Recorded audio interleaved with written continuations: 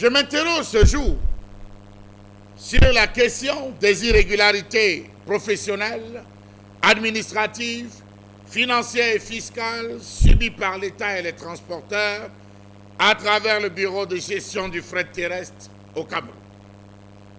Depuis une dizaine d'années, les transporteurs ont des problèmes avec le Bureau de gestion du fret terrestre sur la répartition du fret. Comment comprendre l'injustice que rencontrent les transporteurs dans la filière transport dans ce pays? Depuis plus de 10 ans, ils ne cessent d'annoncer des grèves. Grève illimitée, grève pour ci, grève pour ça.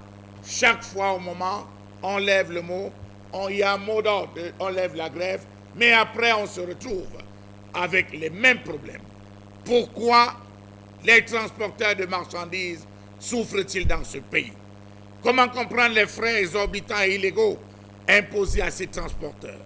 25 000 francs de vignette CEMAC à payer par camion chaque année, 102 000 francs CFA à payer par camion et par voyage aux postes frontières. Comment comprendre que ces fonds alloués vont dans les poches de certains individus et non dans les caisses de l'État? Il faut dire que le syndicat n'est pas passé par 10 chemins pour porter plainte et accuser même en disant qu'il y a une distraction de plus de 316 milliards de francs CFA. Malversation financière qui s'opérerait à travers le non-reversement des recettes des timbres, des lettres de voitures internationales et de vignettes CEMA. Autre fait, comment comprendre l'imposition des redevances illégales de sol dans les corridors non conventionnels aux postes frontières? Comment comprendre ces prélèvements frauduleux des frais non prévus par les textes? 16 200 francs CFA dans les corridors conventionnels, 60 000 francs CFA dans les corridors non conventionnels par camion et par voyage. À quoi sert ou à quoi leur sert cet argent quand les camions sont saisis au Tchad, en Centrafrique et surtout qu'ils ne font rien? Pourtant cet argent devait servir à défendre leurs intérêts.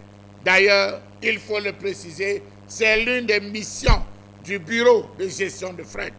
Comment comprendre le refus du ministère des Transports de réformer le Bureau de gestion de fret terrestre, devenu une caisse noire, qui échappe à tout contrôle malgré les injonctions, les multiples injonctions du Premier ministre?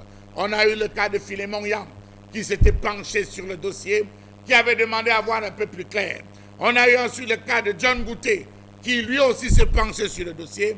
À chaque fois, on a toujours refoulé le Premier ministre qui aura voulu mettre son nez pour comprendre qu'est-ce qui se passe justement dans ce secteur où à chaque minute, on entend parler des grèves. Comment comprendre l'illégalité criarde dans laquelle baignent à ce jour certains dirigeants actuels du BGFT, Bureau de gestion du fret terrestre?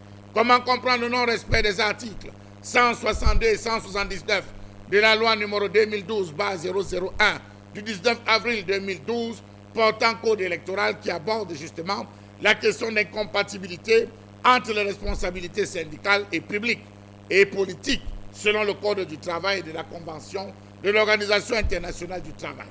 À la tête, on retrouve et des députés, à la tête, on retrouve des maires. On parle, il faut le préciser aussi, de ces transporteurs qui, à la moindre requête, se retrouvent mis à l'écart. On retrouve des responsables qui ne parviennent pas à avoir leurs documents aboutis parce qu'on dit le transport, ça se paye cash. Comment comprendre ce détournement à ciel ouvert de 316 milliards de francs CFA tant décriés? Jusqu'à quel niveau sont établies les responsabilités? Comment comprendre le non-respect de la condamnation du BGFT et ses dirigeants actuels par la Cour suprême, en l'occurrence le coordonnateur pour obstruction à la justice et empêchement du liquidateur d'exercer ses fonctions?